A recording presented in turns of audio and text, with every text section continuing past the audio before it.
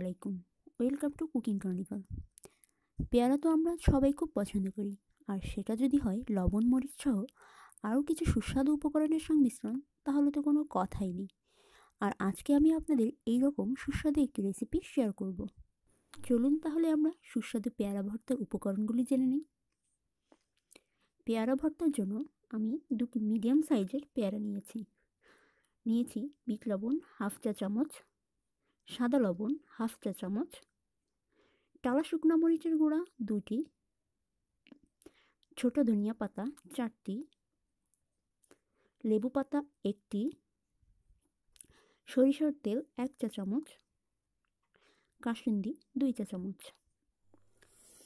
তাহলে চলুন আমরা পেয়ারা ভর্তার কীভাবে তৈরি করি সেটা দেখে নিই।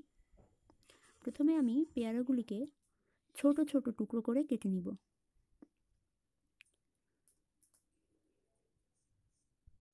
পেয়ারা দুটিকে আমি দুটি স্টাইলে কেটেছি, একটি খোসা সহ আর একটি খোসা ছাড়া। আপনারা ইচ্ছে করলে একটি উপায়ও করতে পারেন।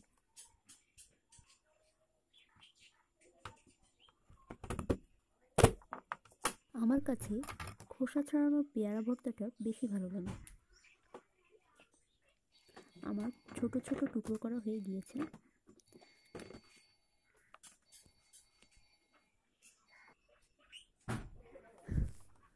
ধনিয়া পাতাও আমি ছোট ছোট টুকরো করে কেটে নিচ্ছি।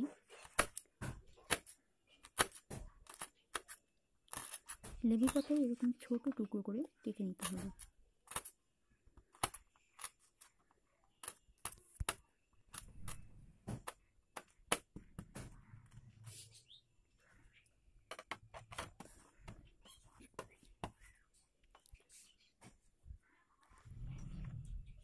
লেবু পাতা পেয়ারা ভর্তায় অন্যরকম একটা ফ্লেভার ক্রিয়েট করে। আপনারা ইচ্ছা করলে এটা অ্যাভয়েডও করতে পারেন।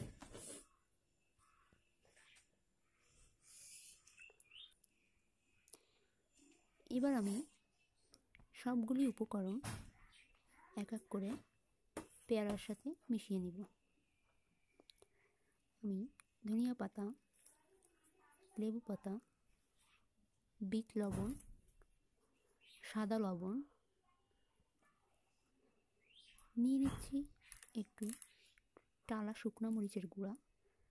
ঝালটা আপনারা ইচ্ছা করলে কম বেশি করতে পারেন।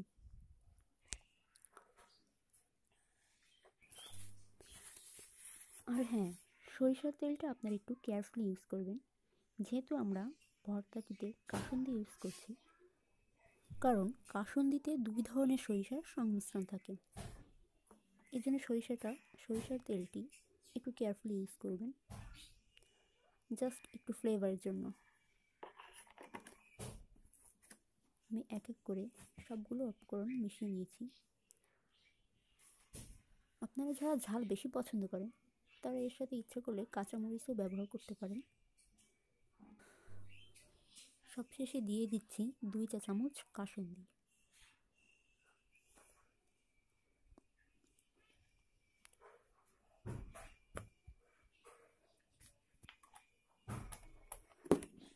এবার একটি ঢাকনাযুক্ত বক্সের সাহায্যে সবগুলো উপকরণ ঝেঁকে মিশিয়ে নিব। দেখুন কতটা লোভনীয় হয়েছে দেখতে, খেতেও কিন্তু বেশ দারুণ। অবশ্যই আপনারা আমার এই রেসিপিটি বাসায় ট্রাই করে দেখবেন, আর কেমন লাগলো সেটা অবশ্যই আমাকে কমেন্ট করে জানাবেন। এরকম আরও মজার মজার ভিডিও পেতে আমার চ্যানেলটি সাবস্ক্রাইব করে সাথে থাকবেন। যেহেতু এটি আমার প্রথম ভিডিও, তাই কোনো ভুল হলে আমাকে অবশ্যই কমেন্টে জানাবেন।